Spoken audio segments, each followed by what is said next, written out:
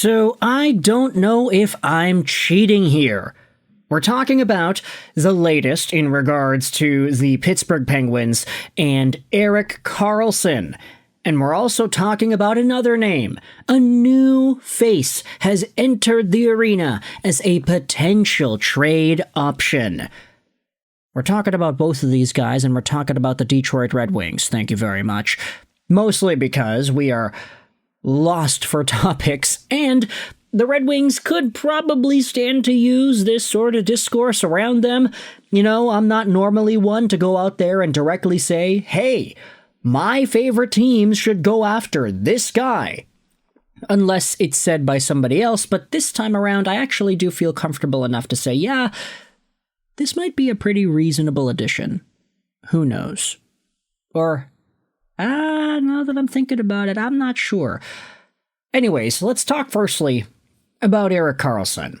Because news from Josh Yohei of The Athletic goes out there and talks about how the Pittsburgh Penguins are willing to retain some of his salary. Trading him remains complicated, and his value around the NHL varies widely. It has already been discussed that Erik Karlsson, should he be traded, would prefer to go to a contender, and it's also been discussed that his $11.5 million cap hit in total and $10 million cap hit on the Penguins cap structure is an obstacle. He's making $11.5 per season in total, but against the Penguins cap he is at 10. Pittsburgh is willing to retain some money on this deal to make a trade go through. Now, what exactly that dollar amount is, we don't know. If it's $2 million, for example, $2 million for the next 2 years, if you get Erik Karlsson at $8 million a year on your payroll, I'd say that's reasonably good. Especially since he has been a 50-point guy the past 2 seasons, despite sharing the offensive load with Chris Letang. We have seen what he is capable of doing when he is just the guy, when there's nobody else challenging him for top minutes. He had scored 100-plus points and won another Norris Trophy. He is very, very good, this Erik Karlsson. Lacks on defense, but he definitely makes up for it with his offensive productivity and potential. So, with this information revealed, I want you to let me know your thoughts in the comment section below. How much does Pittsburgh need to retain in order for you to be interested in Erik Karlsson? We've seen a lot of Wings fans jumping on to the Karlsson train the past few days. We've seen a lot of Wings fans saying, oh, he's too expensive, maybe this is not really the guy that Stevie Y needs to be going out there and targeting.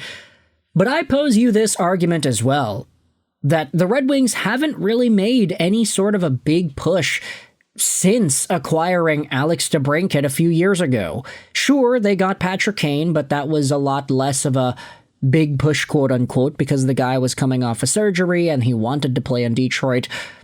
But Stevie Y is in need of making some big moves here.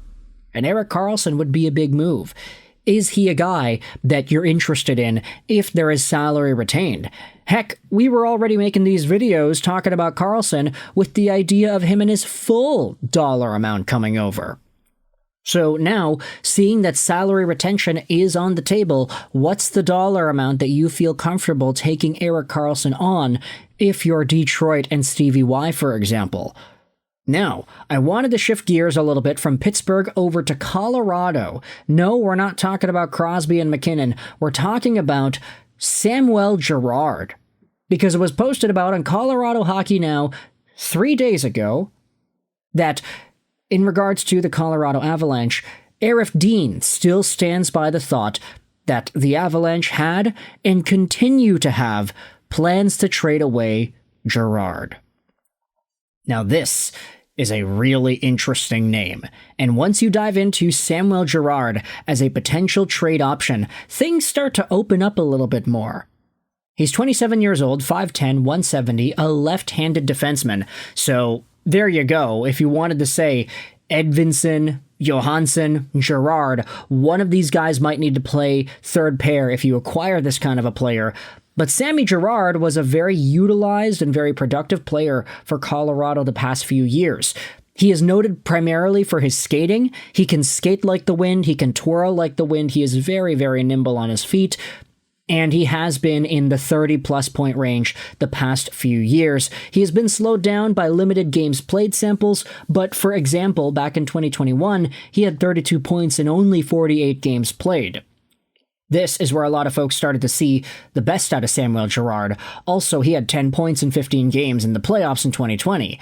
He has been a primary Colorado Avalanche guy the past few years, and you can see even here, in the postseason, it's true that he started to dwindle a little bit in ice time, some 17, 15, 14-minute games here and there, but throughout the course of the regular season, I mean, Sammy Girard was frequently getting 21, 22 minutes per night. This guy was very utilized in Colorado on a D-core that already boasted the likes of Taves and Makar. Girard was right in there in the mix as a valuable piece, and now he's available for trade. This is an article on ProHockeyRumors.com that goes out there and talks about Samuel Girard. Let's go out there and read this over here. While Colorado ultimately was not able to re-sign defenseman Ryan Lindgren, who inked a 4-year deal with Seattle, their efforts to do so called into question the future of Sammy Girard. Eric Dean of Colorado Hockey Now speculates that the Avalanche could be open to moving him.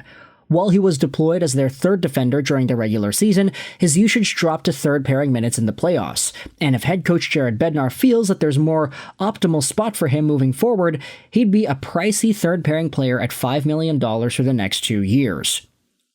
Although the Avs are cap compliant, after some off-season shuffling, they could still use some more flexibility, especially with Martone eyeing a significant extension for 26-27.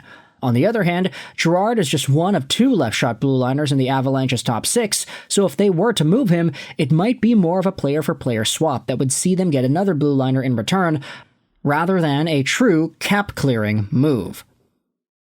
So, cue the speculation as to what it is Sammy Girard could fetch from a team like the Detroit Red Wings. I do think there are improvements to be had if you are Stevie Y trading for a guy like Girard. He is just an upgrade over, I'd say, most of the Red Wings defensemen right now.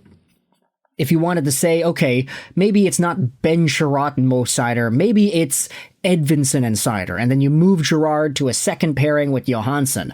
I actually like that idea. If you're able to send away, let's say, Ben Chiarot and some extra prospects or picks for a guy like Girard, then maybe Colorado bites. Maybe they're interested in getting a little bit bigger, a little bit tougher. Ben Chiarot can also play minutes. Man, look at me trying to sell Ben Chiarot to a team like the Colorado Avalanche. Like that would ever go through. But still, I'm taking a look at this update and saying, yeah, there's a pretty good opportunity here. Not just on the Erik Karlsson front, but on Sammy Girard as well. Now, of course, we're not going to go out there and hypothesize the crazy, out-of-this-world sicko mode scenario of the Red Wings acquiring both of these dudes, Karlsson and Girard, but even just one of them, I think, would be a reasonable addition for Stevie Y and his Red Wings squad. Do you agree with this?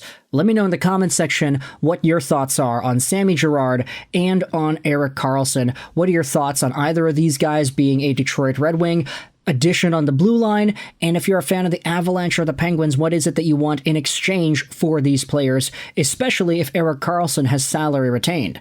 Sammy Girard, I don't think he doesn't need to do that. He's at $5 million. That's a fairly reasonable cap hit, but either way, let me know your thoughts in the comments. How do you feel about the Red Wings and potential trades for these two dudes? Thoughts in the comment section below. I hope you enjoyed this video. And bye.